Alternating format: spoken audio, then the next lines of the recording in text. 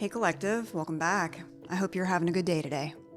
So today, we're going to talk about how to heal the need to chase. There's a familiar ache that comes with wanting someone who's just out of reach. It's that buzzing, frantic energy in your chest, that constant replaying of conversations, that feeling of if you just try a little harder, say the right thing, or prove your worth one more time, you can finally win their affection and feel secure. This shit is exhausting. And eventually you'll learn about your worth, your value, stepping into your personal power, and this frantic pursuit and constant state of longing will end.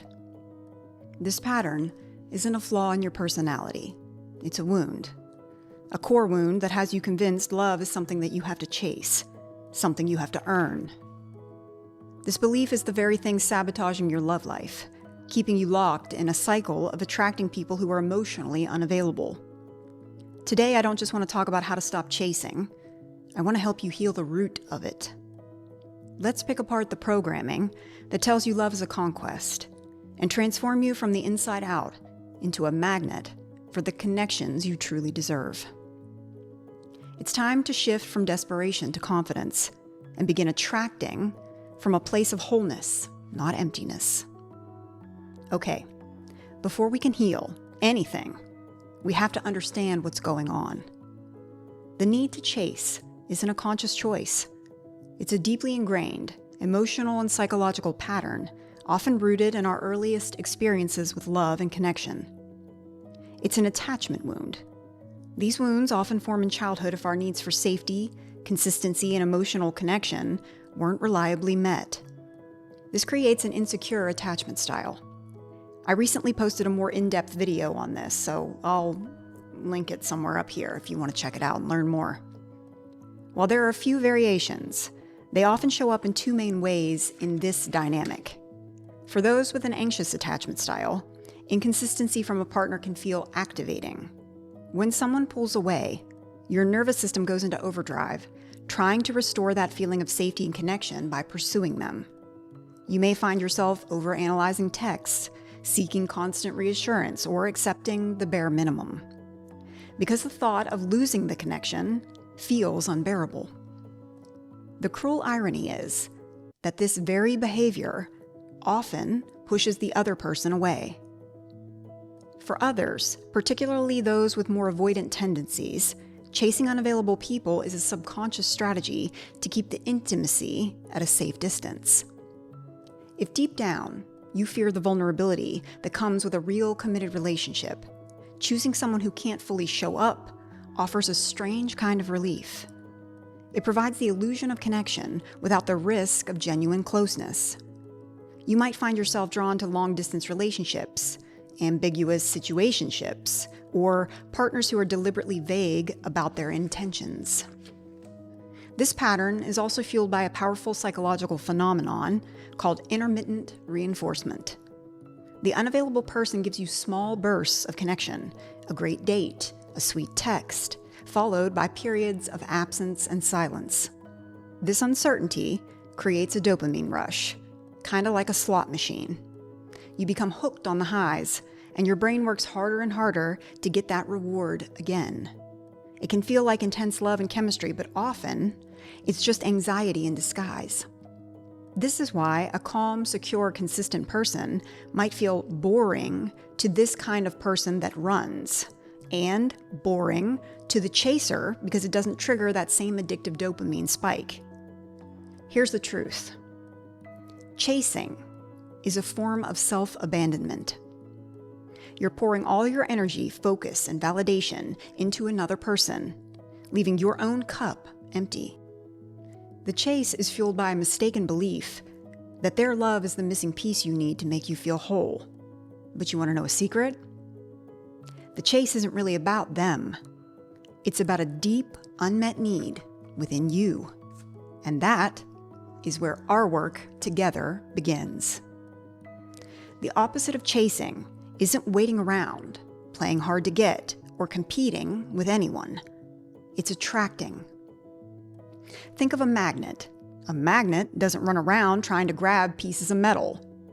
It has an inherent energetic field that naturally draws things to it. It does this effortlessly, simply by being what it is. Becoming magnetic in your relationships works the exact same way. It's not about learning tricks to manipulate others. It's about a profound internal shift in your own energy and self-worth. Chasing comes from a place of lack, fear, and insecurity. It's driven by the thought, I need you to feel okay. Now, for my men watching, please don't confuse chasing with taking masculine action. Being in your masculine energy requires action, requires you to go after what you want, whether that be a partner, a job, or what new project you'll tackle this weekend. Speaking up and saying what you want, or making the first move, isn't chasing. Let's just be clear. Like I said, chasing comes from a frantic place of lack, fear, or insecurity. Attracting, on the other hand, being in your feminine energy, comes from a place of inner stillness, confidence, and wholeness. The energy of attraction says, I'm already okay, and open to receiving a connection that aligns with my whole and happy life. When you're genuinely confident, fulfilled, and living a vibrant life, love doesn't need to be chased. It finds you. Now, the most critical part of this shift is learning the power of detachment, specifically, detachment from the outcome. This doesn't mean you stop caring. It means you release the desperate need for a specific person or result to validate your worth. You shift your focus from getting love to being love. You become the source of your own happiness, validation, and security. This is a fundamental change in your energy. Thoughts of, I need this, or why won't they text me back, create an energy of resistance and anxiety. It's like you're holding your breath, waiting for something outside of you to give you permission to exhale.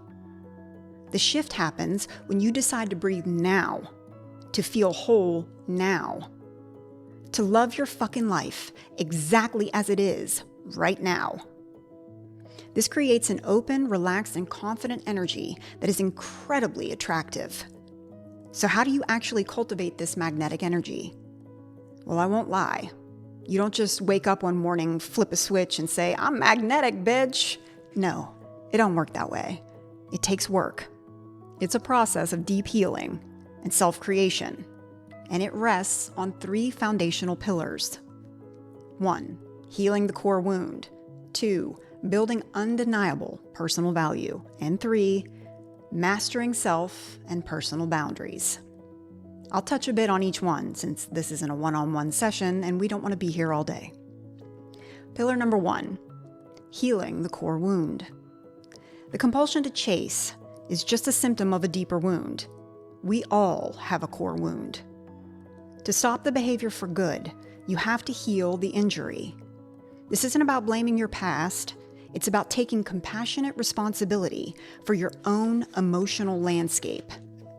In the simplest of terms, it's about becoming the emotionally available parent to yourself that you may have never had.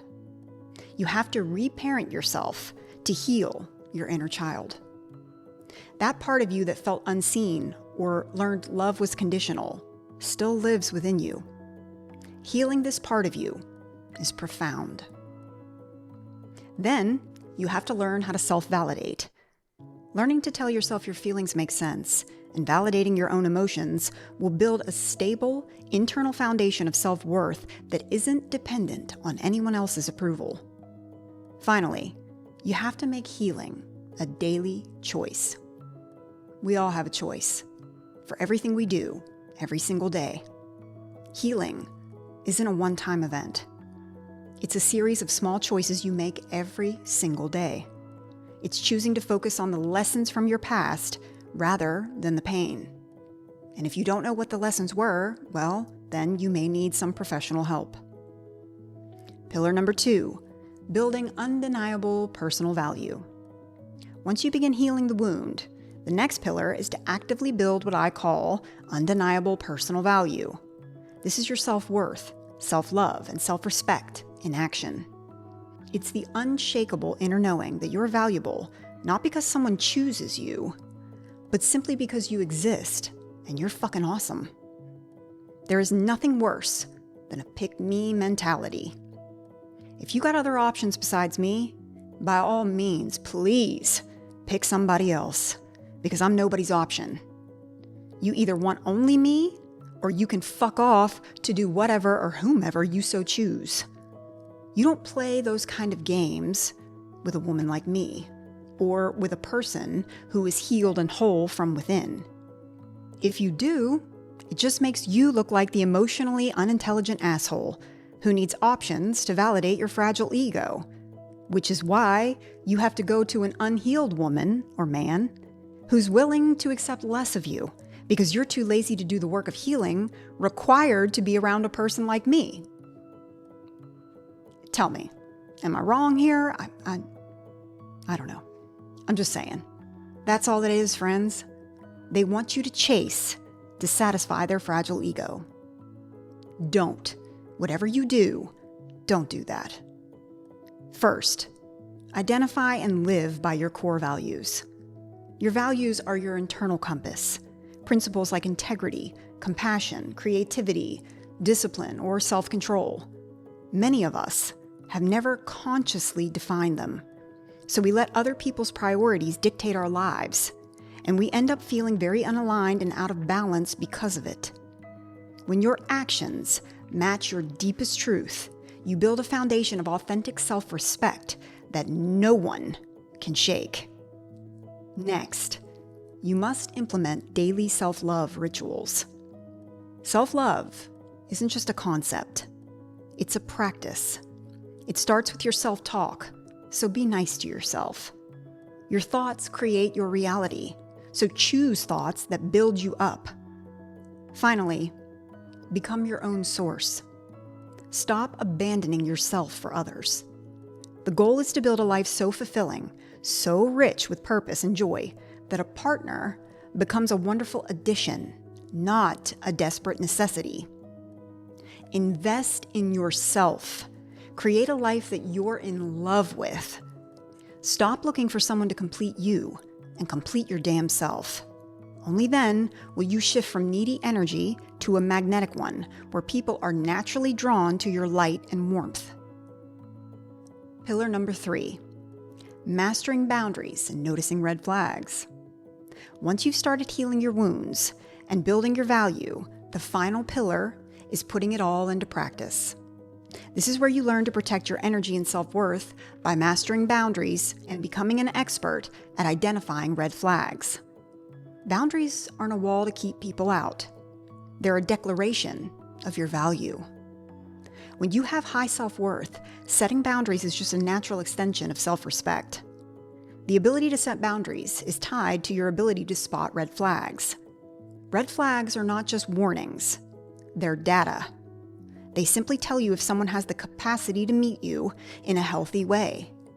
Once healed, red flags you used to ignore or even find exciting will now become clear turnoffs. Here are some non-negotiable red flags to watch out for. Inconsistency, emotional unavailability and immaturity, disrespect, criticism, gaslighting, and finally, controlling behavior and jealousy. When you see these red flags, your only job is to believe the data. Don't try to fix or change anyone. Your job is not to heal them. And believe me, for a healer, I know how hard this can be. Your job is to heal yourself, so you can choose to walk away, which is one of the most profound acts of self-love you can perform.